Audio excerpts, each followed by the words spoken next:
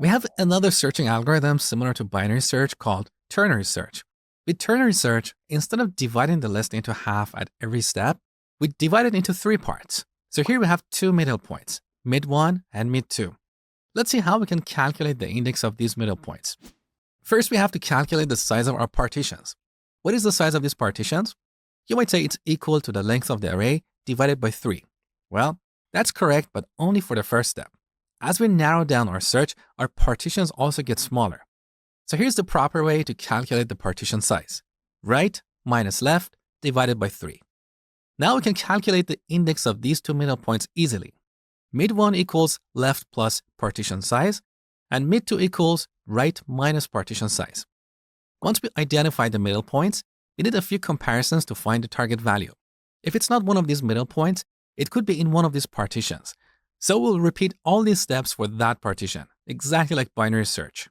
Again, we can implement this using recursion or iteration. Now, what's the time complexity here? It's log base 3 of n. What is this base 3? Well, let's take a break from programming and go back to math. Look at this equation. 2 to the power of x equals 8. What is x here? It's 3. Logarithm is a function that helps us find this power. So log base 2 of 8 equals 3. In other words, logarithm tells us to which power should we raise a number to get some other number. So log base 2 of 8 tells us to which power we should raise 2 to get 8. Now what about log base 3 of 8?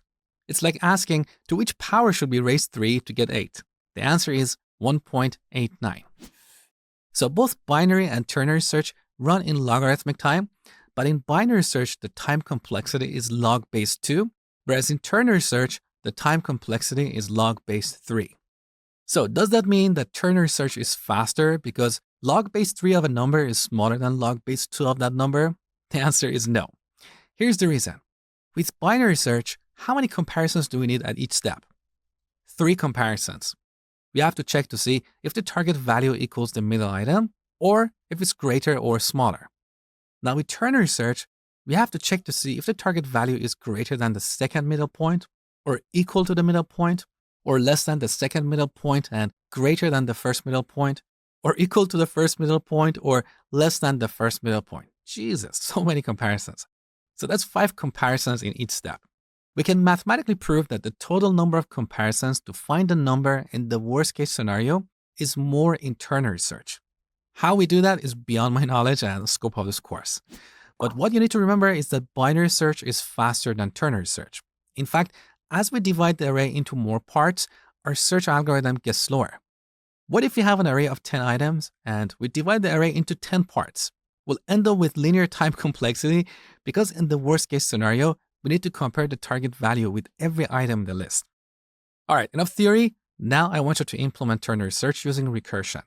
The implementation is very similar to binary search, except that you need a few more conditional statements.